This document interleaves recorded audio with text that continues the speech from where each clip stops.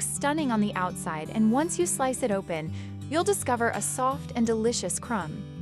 In this video, I'll show you every step so you can make it at home too. Let's get started. Let's start with the basics. I already have 6 eggs ready in the bowl. I like to whisk them with a hand mixer because it's quick and gives me a smooth mixture in just a few seconds. Of course, you can whisk them by hand too. You might even get a little workout while you're at it. Now I add 1 tablespoon of psyllium husk and 2 tablespoons of chia seeds. I give everything another good mix until well combined. Then I let the mixture rest for about 20 minutes. During this time, the chia seeds and psyllium absorb the liquid, creating a nice, thick mixture that's ready for the next step. Once the mixture has thickened, I add 1 teaspoon of good quality salt, but feel free to season it to your taste.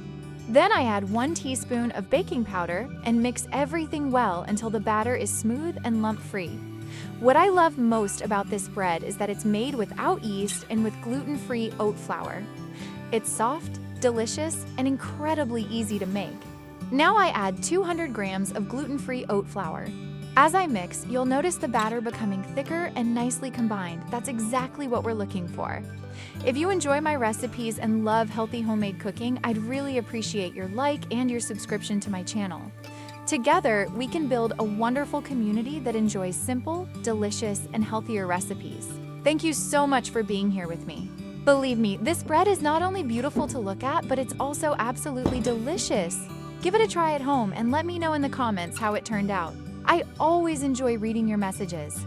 I'm using a sunflower-shaped baking pan, so of course sunflower seeds are a must.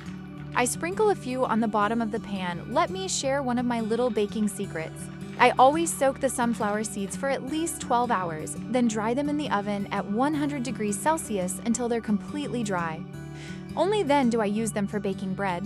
In my experience, they have an even better flavor, a wonderful crunch, and many people find them easier to digest this way.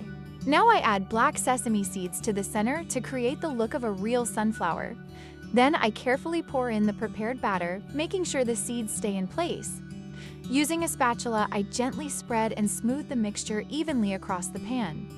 Finally, I lightly spray the top with water and smooth it out. This helps the bread bake more evenly and usually prevents the surface from cracking. Now, it's ready for the preheated oven at 180 degrees Celsius or 356 degrees Fahrenheit for about 30 minutes. And soon, we'll have a beautiful sunflower-shaped bread, healthy, homemade, yeast-free, gluten-free, quick to make, and full of wonderful flavor and goodness. And our healthy sunflower bread is finally baked. I carefully remove it from the silicone baking pan right away because moisture can quickly build up underneath. Then I let it cool on a wire rack for about 15 minutes. This helps keep the crust nice and crisp while allowing the bread to cool perfectly before slicing. Look how easily it comes out of the pan! And now comes my favorite part, cutting into it. Just look at that soft, moist crumb and the wonderfully crunchy crust covered with seeds. It looks absolutely delicious. What I love most about this recipe is how simple it is. There's no long waiting time because it's made without yeast. We used gluten-free oat flour and a few simple, high-quality ingredients to create a truly delicious homemade bread. It's perfect for breakfast, lunch, or dinner, and tastes wonderful with both sweet and savory toppings. I hope I've inspired you to give this recipe a try. If you do, please let me know in the comments. I always enjoy reading your experiences and seeing your photos. If you enjoyed this video, don't forget to give it a thumbs up and subscribe to my channel.